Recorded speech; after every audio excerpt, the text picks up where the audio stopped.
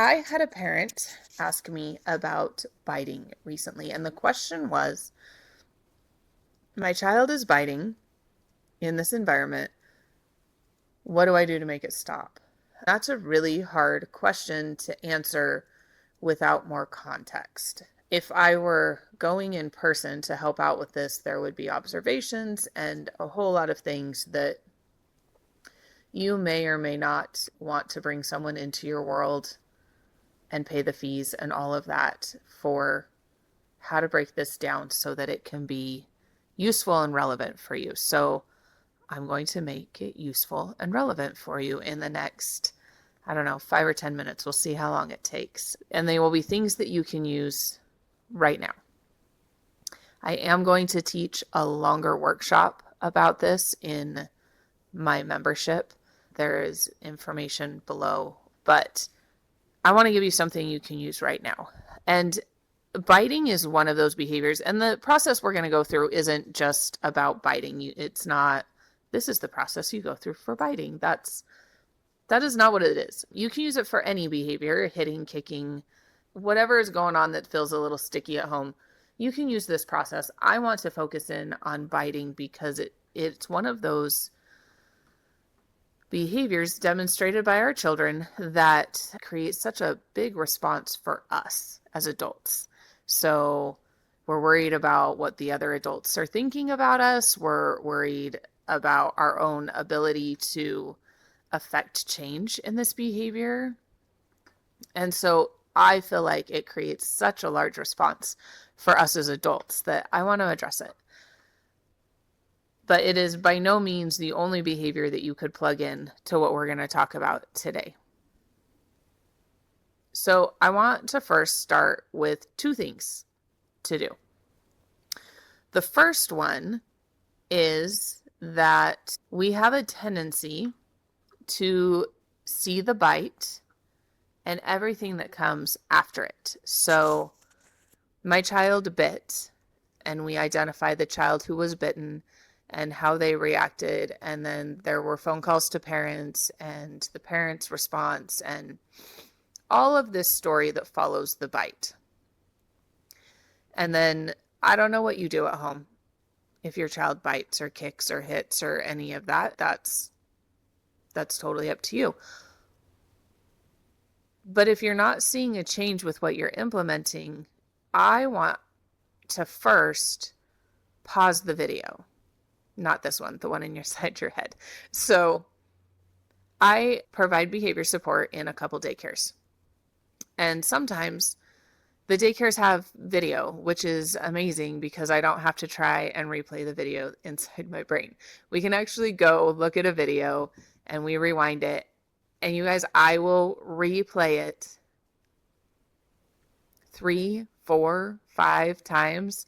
I'll take a recording of it on my phone so that I can blow it up and I can like forward, back, forward, back, forward, back, because the part we need to know that I need to know about this bite or behavior or whatever it was is before.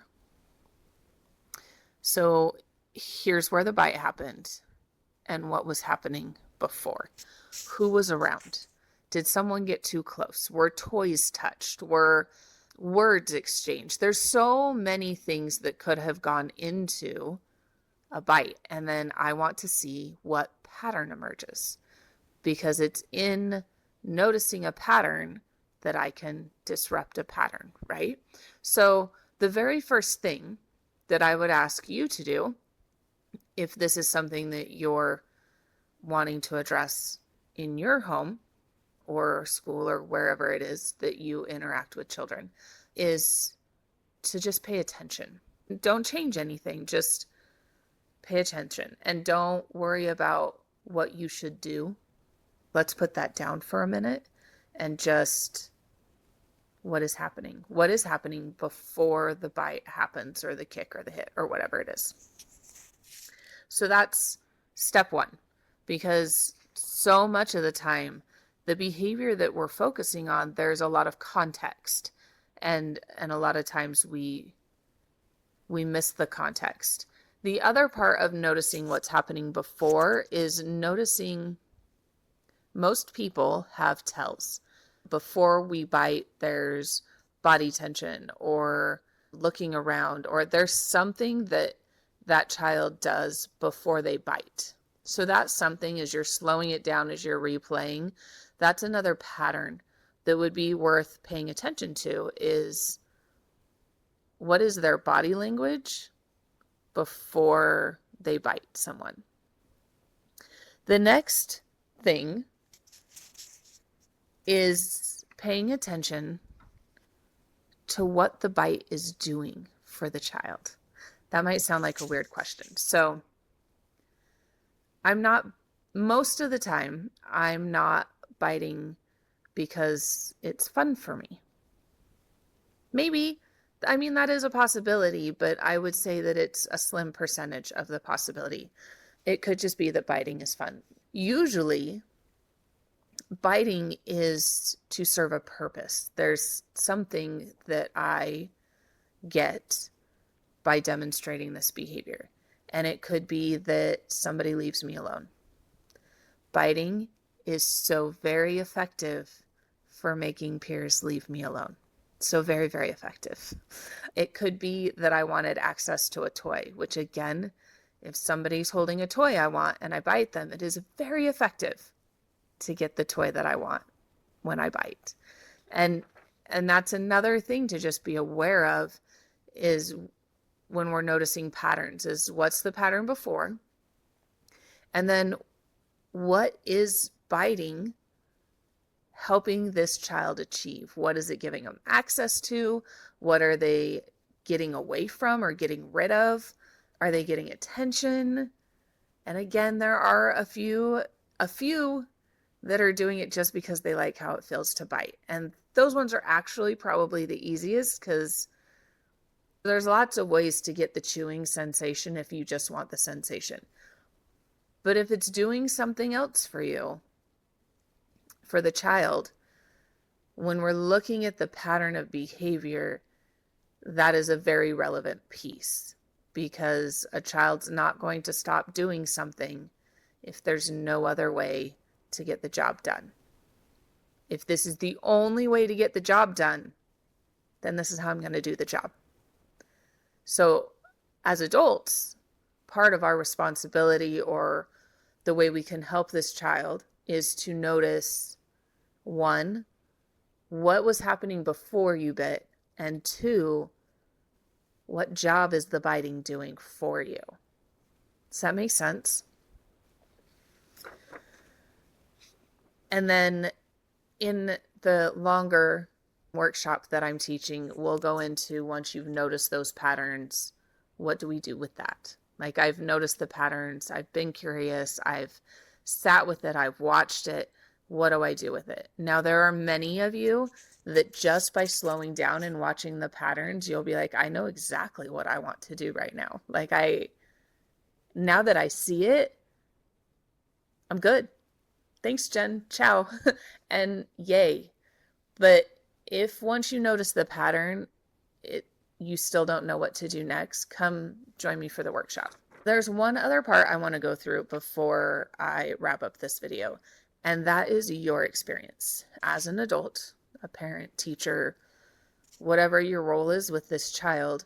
We have an experience when they bite. As a parent, there could be the experience of feeling like it's your fault or like you should be able to correct a behavior, or so many. Like there's too many to really name. But I want to spend a little bit of time on your experience.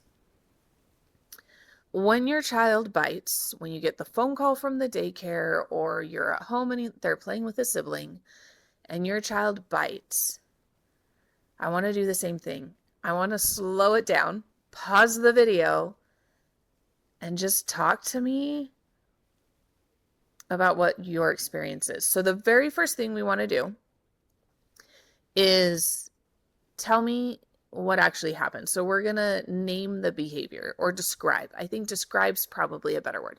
We're going to describe the behavior. And I want to be careful with this part because it's not, well, Johnny bit Sally. It could be, that could be it, but I want to make it very, if I was describing it to somebody who wasn't in the room, I want to describe it in such a way that I would create the same picture that I saw because I was in the room. Does that make sense? And so there's a lot of phrasing and words that we use, like Johnny threw a tantrum, that is going to, that means something different to me than it means to you. And one child's tantrum is different than another child's tantrum. And so when you're talking to parent friends and you're like, yeah, and then he threw like this ginormous tantrum, the parent friend that you're talking to is picturing the kind of tantrum their child has, unless they've seen your child have one.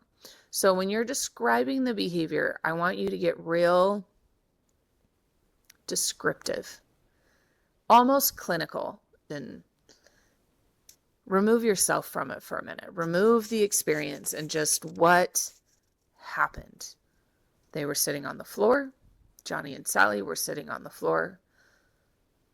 Johnny's hand hit a block. The block fell to the ground.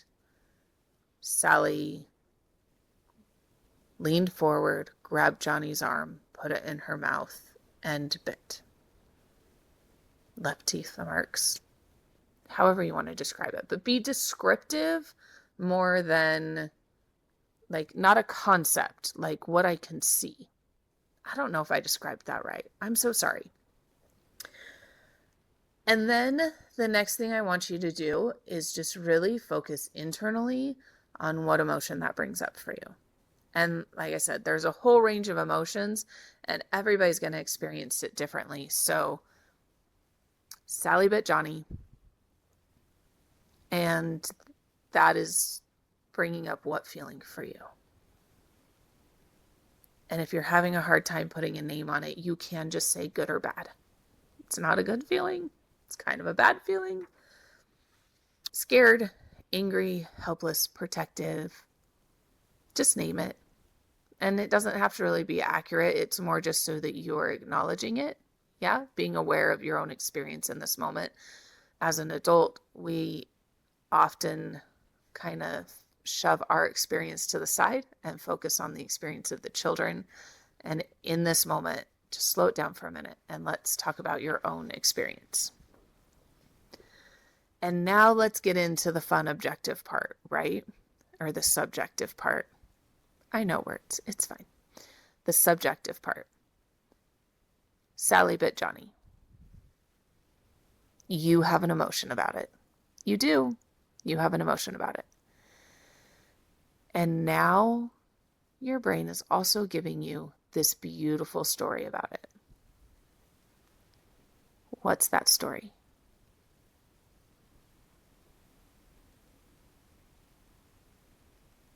Just think about it. What does that bite mean? What does it mean about you? What does it mean about Sally? What does it mean about Johnny? What story is your brain giving you? So identify the behavior. Notice what emotion you are experiencing and what story is coming up for you based on those two pieces. And just notice. We're just getting curious, right? Again, that is enough for you. If noticing your emotion and the meeting is enough for you to be like, gosh, that was great. I'm good. Then amazing. If you want to go a little deeper with me, we are going to go a little deeper into that as well in my workshop that I'm going to teach this month in the harbor.